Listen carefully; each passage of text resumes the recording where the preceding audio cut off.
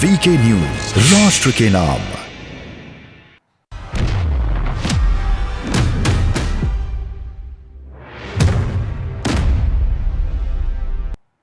तो ब्रेक के बाद आपका स्वागत है। सवाल देश का है में आज बहस यह हो रही है कि क्या किसी सुपरस्टार का बेटा अगर अपराध करता है तो उसे छूट दे देनी चाहिए, या कोई किसी के सरनेम में खान लगा है तो उसको छूट दे देनी चाहिए। क्योंकि सवाल इस देश में यही उठ रहा है। एक ड्रग रैकेट को पकड़ा गया है, उसमें एक बड़े सुपरस्टार का बेटा पकड़ा गया है और उसे कोर्ट भी जमानत नहीं दे रही है।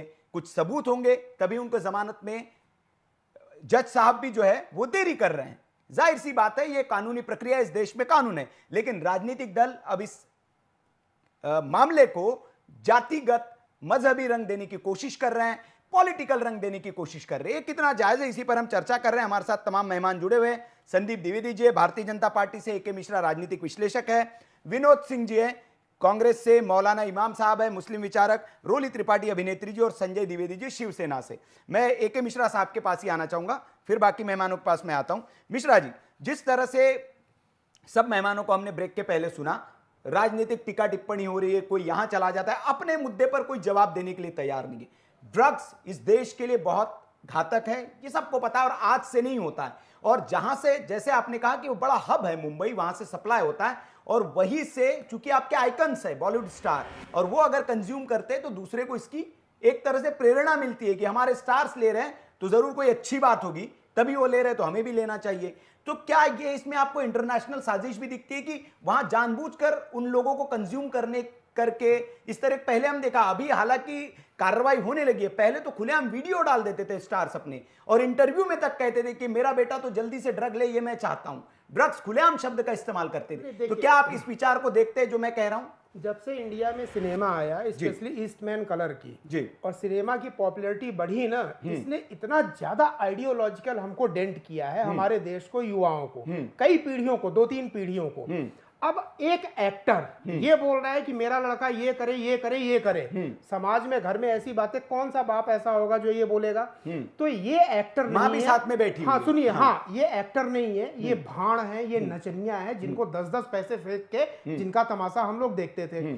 हमें ये देखना पड़ेगा कि हमारे लिए रोल मॉडल कौन है। हमारे पास बहुत रोल मॉडल है। रामलीला में काम करने वाला एक कलाकार गांव में इनसे ज्यादा बेहतर है। दूसरी चीज मैं बताऊं जी, एक छींक आने पे इन एक्टर्स की हालत ये होती है कि पूरी मुंबई की पुलिस या एकदम सर पे उठा लेते हैं कि पुलिस नहीं आई, ये हो गया, वो हो गया।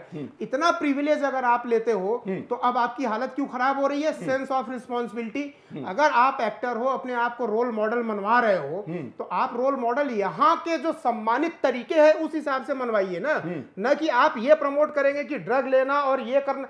इन लोगों को तो बैन कर देना चाहिए। मैं देखिए, सबसे बड़ा जो मैं मिश्रा जी, मेरा जो कल्चरल पॉल्यूशन फैलाने का काम इंटरनेशनली, इसमें हम इसको इन्वॉल्व बिल्कुल नहीं, इंटरनेशनली इसलिए है क्योंकि पहले बहुत खबरें चली थी, आती रहती थी। आप ये देखो, पिछले 10-20 साल से दुबई से सारा पैसा फिल्म में फाइनेंस हो रहा है। जब अगर दुबई से और अफगानिस्तान से, इन सब से फाइनेंस हो रहा है, पाकिस्तान से नंबर 1 का नंबर 2 करना। और ड्रग, चूंकि जितने भी इलीगल काम होते हैं उसमें ड्रग बहुत इंपॉर्टेंट, क्योंकि ये बड़ा कॉस्टली होता है, तो पैसे का लेन देन वहां पे ये सब करते थे। अच्छा, यहाँ के देश की जनता को गुमराह करना, इनको अपने कब्जे में करना, कितने केसेस आए हैं फिल्म इंडस्ट्री के कि ड्रग में लोग इन्वॉल्व हैं। तो ये ऐसा नहीं है। देखिए, अगर अपने देश में ये होता ना तो हर गली मोहल्ले में इस तरीके से होता।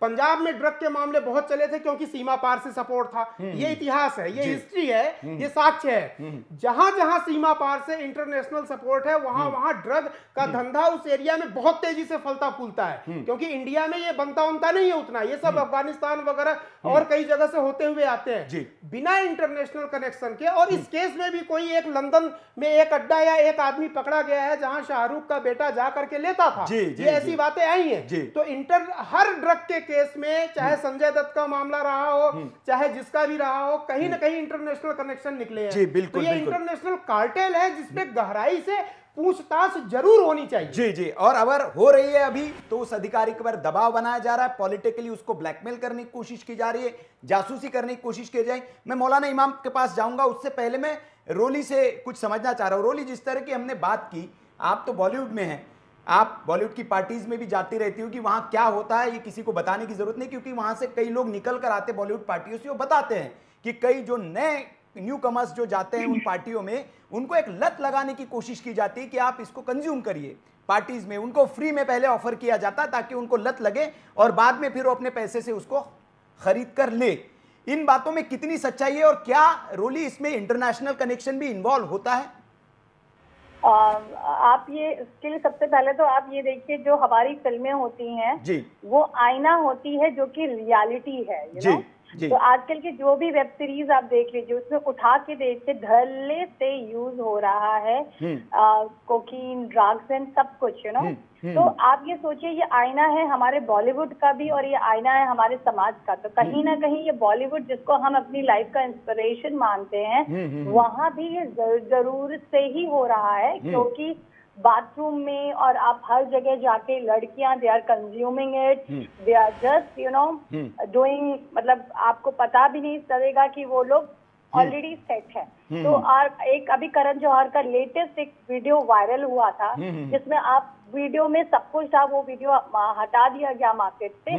तो आप फैशन जैसी मूवीज को देखिए, इतनी सारी मूवीज है जिसमें कोई भी मॉडल स्टेज पे बिना ड्रग्स लिए खड़ी ही नहीं हो सकती है। तो कहीं ना कहीं ये जो मूवीज और वेब सीरीज बन रही हैं, ये कहीं ना कहीं बॉलीवुड की स्टोरीज पे भी बन रही हैं और बॉलीवुड के बाहर की भी स्टोरीज पे बन रही हैं। और डेफिनेटली इसमें इंटरनेशनल जरूर मैं कहूंगी कि इसमें योगदान है, क्योंकि सप्लाई तो कहीं ना कहीं वहीं से होती है।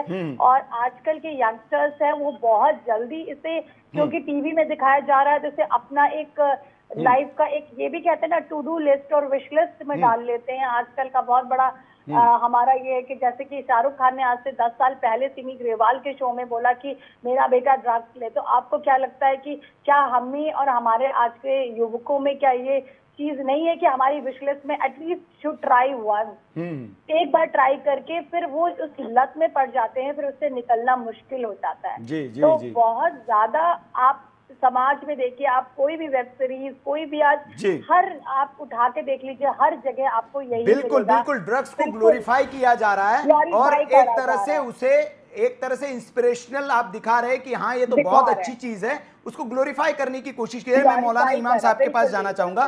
कांग्रेस के नेता या बाकी लोग अब इसको पॉलिटिकल मामला देने की कोशिश कर रहे हो, कह रहे हैं कि इस देश में कौन ड्रग नहीं लेता है, कोरेस की शीशियां पड़ी मिल जाएगी।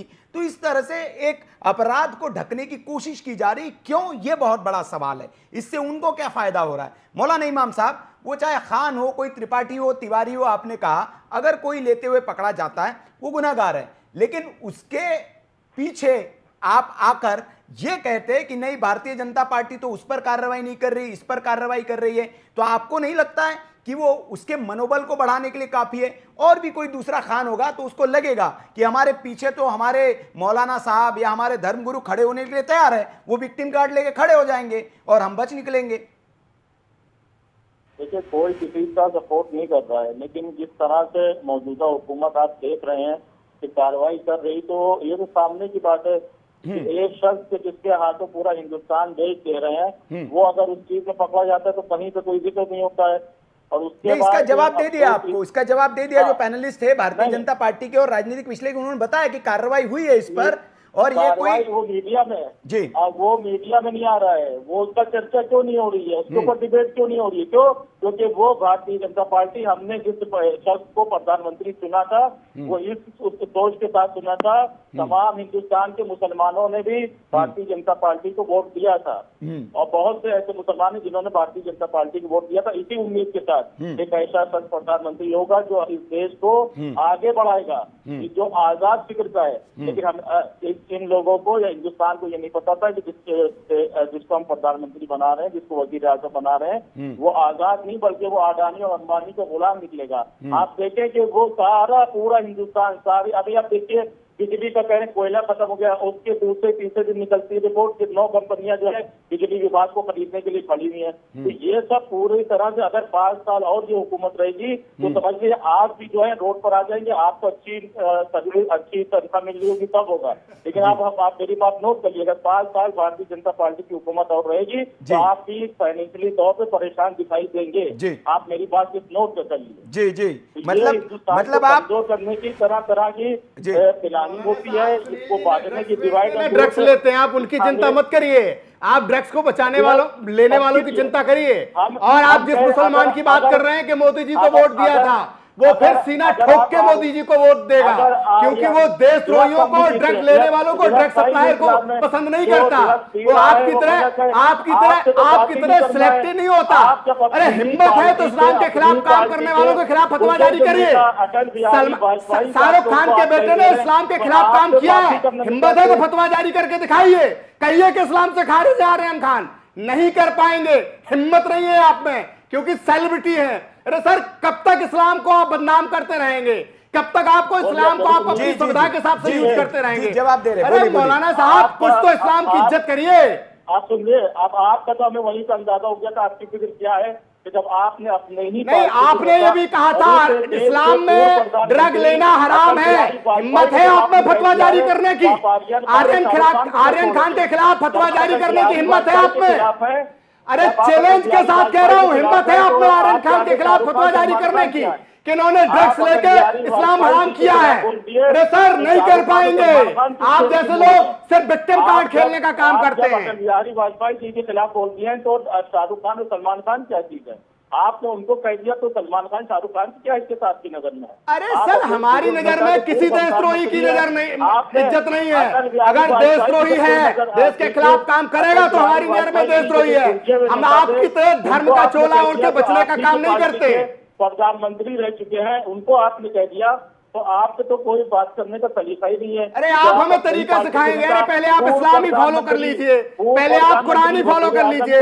अरे इमाम है, आप फतवा जारी करिए आर्यन खान के खिलाफ। हिम्मत है आप में?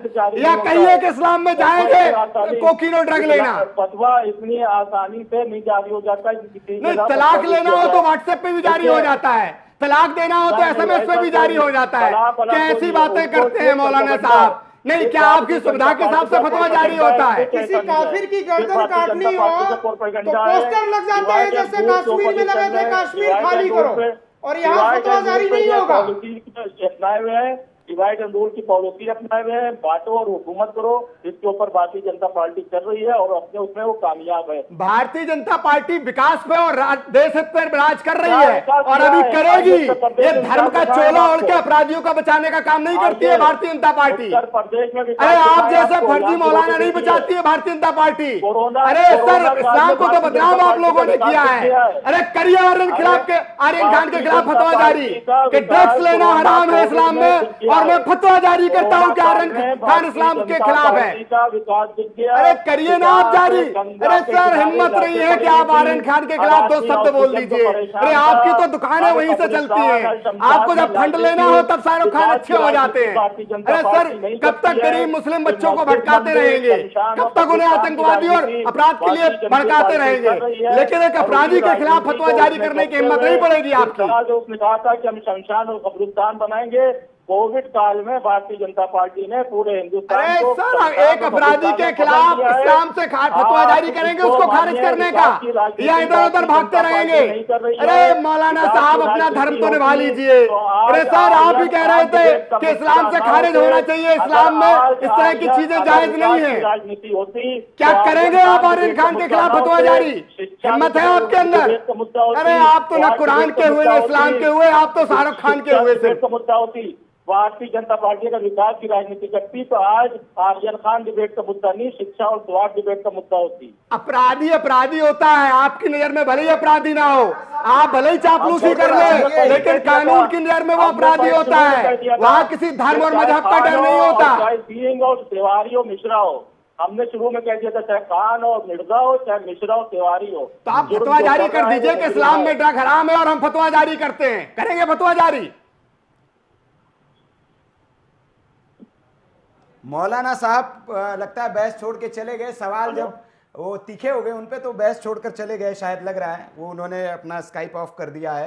तो ये असलियत है। अभी आपने देख लिया कि एक तरफ तो इस्लाम की बात करेंगे, ये धर्मगुरुओं की असलियत है, और जब सवाल उठाया जाएगा कि कोई उस इस्लाम के खिलाफ काम करने वाला, अगर उस पर सवाल उठाया जाता है तो उसे मजहब से जोड़ देते हैं, विक्टिम कार्ड लेकर आ जाते हैं। तो ये असलियत है। और फिर उस पर अगर हम बहस करें, सवाल उठाएं, तो फिर सामने आ जाते हैं कि टारगेट किया जा रहा है, ये भारतीय जनता पार्टी का काम है। और इनके मुताबिक ऐसे लोगों पर सवाल नहीं उठाया जाना चाहिए, क्योंकि सरनेम में इनके खान लगा हुआ है, तो इनको छोड़ देना चाहिए।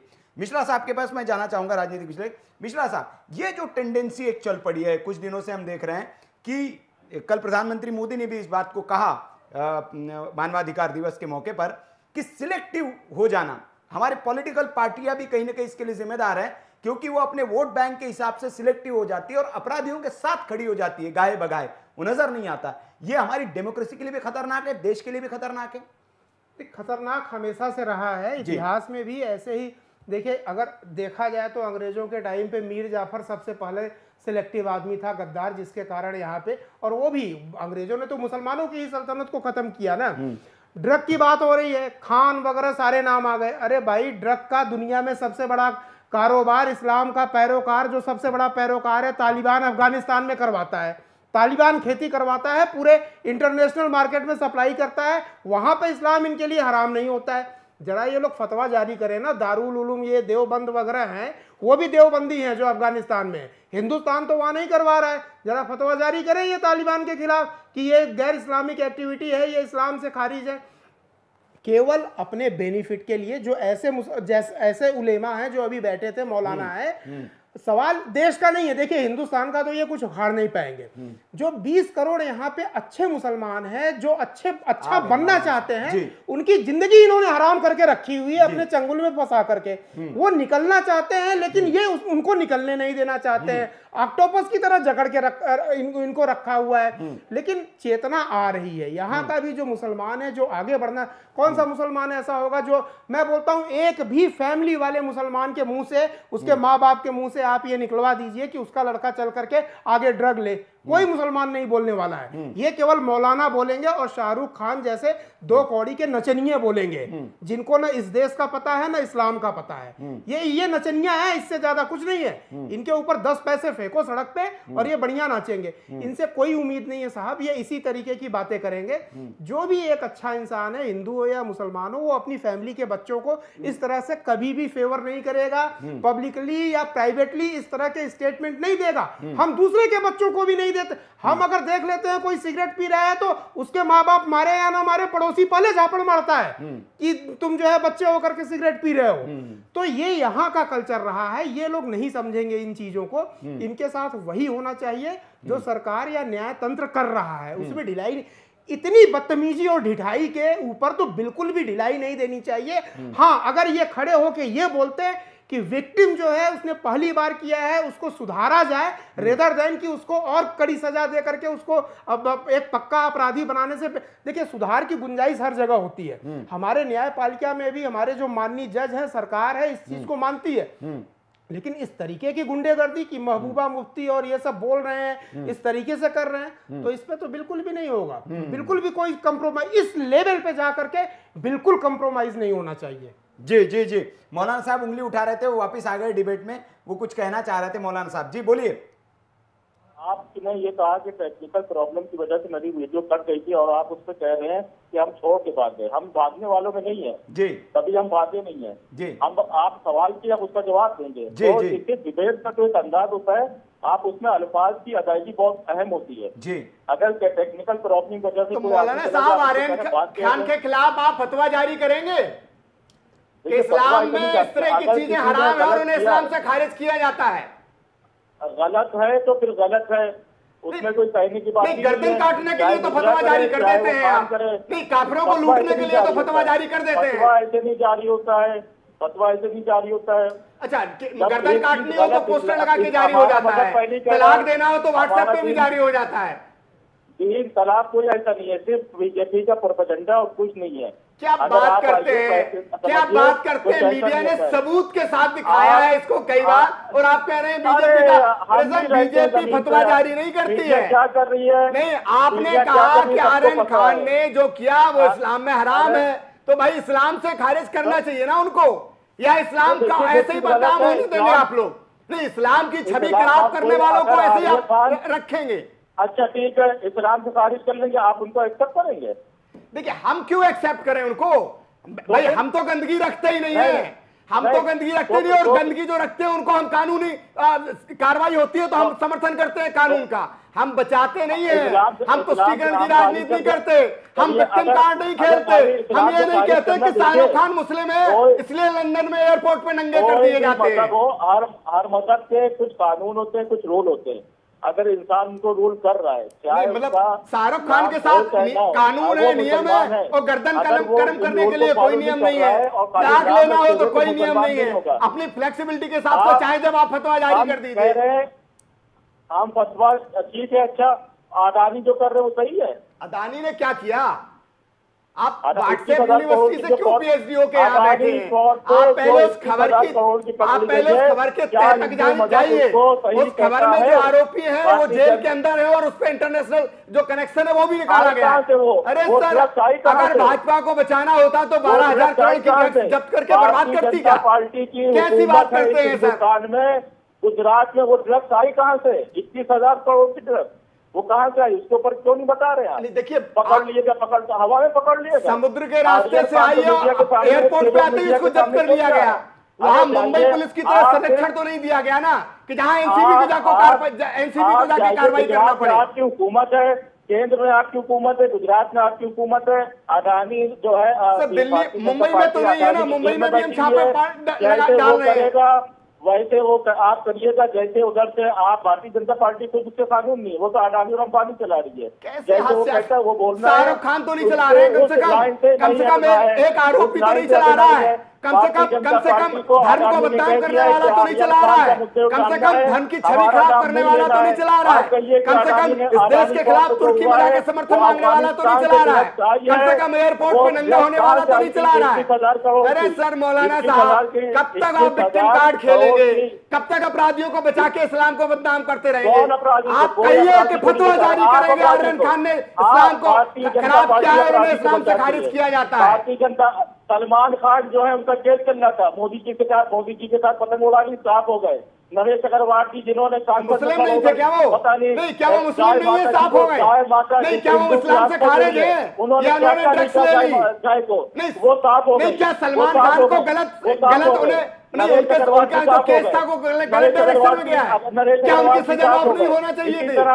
नहीं अच्छा, शाहरुख खान मुस्लिम है, सलमान खान मुस्लिम नहीं है। मौलाना साहब जरा होश हवास में बात करिए आप, जरा होश हवास में। एक आरोपी एक व्यक्ति जो आरोपी है जिसके ऊपर केस चल रहा है वो मुस्लिम है। जी मौलाना साहब समझ ही नहीं पा रहे क्या बोल रहे हैं, वो क्या नहीं बोल रहे। एक व्यक्ति के लिए कह रहे हैं कि मुसलमान है इसलिए फंसाया जा रहा है, दूसरे व्यक्ति के लिए कह रहे हैं कि वो भैया मोदी जी के साथ पतंग उड़ा ली उन्होंने। क्या कह रहे हैं उन्हें नहीं पता। आप सुविधाजनक हिसाब से आपके हिसाब से आप किसी को मुसलमान बना देते हैं, किसी को आप मोदी प्रचारक बना देते हैं, मोदी का भक्त बना देते हैं। ये तो आपकी सहूलियत की हिसाब से हो गया सर। मौलाना इमाम साहब नहीं, ऐसा नहीं चलेगा। देखिए देश देख रहा है, सब समझ रहा है। अगर इस्लाम में नशा हराम है तो आपको खुलकर बोलना चाहिए कि आर्यन खान ने गुनाह किया है। अगर साबित होता है तो इस्लाम के खिलाफ है। आप पैरवी कर रहे हैं कि मुसलमान है इसलिए उसको फंसाया जा रहा है। ऐसे नहीं चलेगा सर, ऐसे नहीं चलेगा। हमारे साथ कांग्रेस से बहुत देर से विनोद जी जुड़े हुए, हमने उनसे कोई प्रतिक्रिया नहीं ली। विनोद जी, अब इतना महाभारत हो गया, आपने सब समझ लिया। आप कहेंगे अपने पार्टी के नेताओं से कि कम से कम अपनी भत पिटवाने से बचे हम, इस मुद्दे में तो कम से कम धार्मिक एंगल ना दे। गुनाहगार है, कोर्ट का काम है, वो साबित करेंगे। विनोद जी।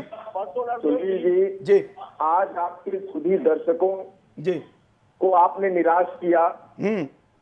आप बड़ी अच्छी चर्चा करा रहे थे जी, लेकिन व्हाट्सएप यूनिवर्सिटी में दाखिला लेने के लिए आतुर जी जुमला जिसका सब्जेक्ट होगा जी, ऐसे भारतीय जनता पार्टी के लोगों से आप शोर शराबा कर रहे हैं। हाँ। और भी अपने दर्शकों के साथ अन्याय कर रहे हैं जी।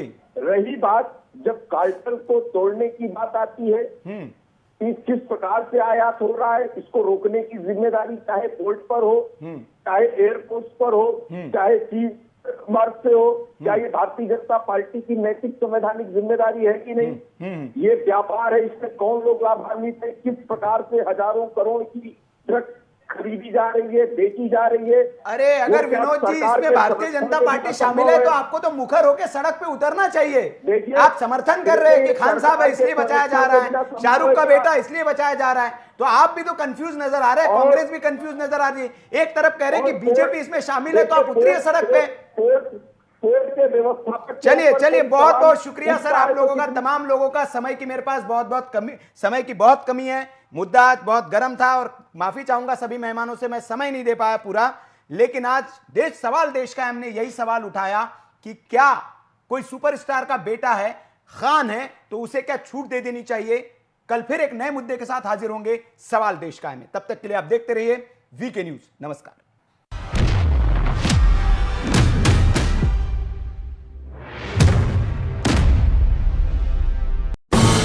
ये है ड्रीम मीडिया नेटवर्क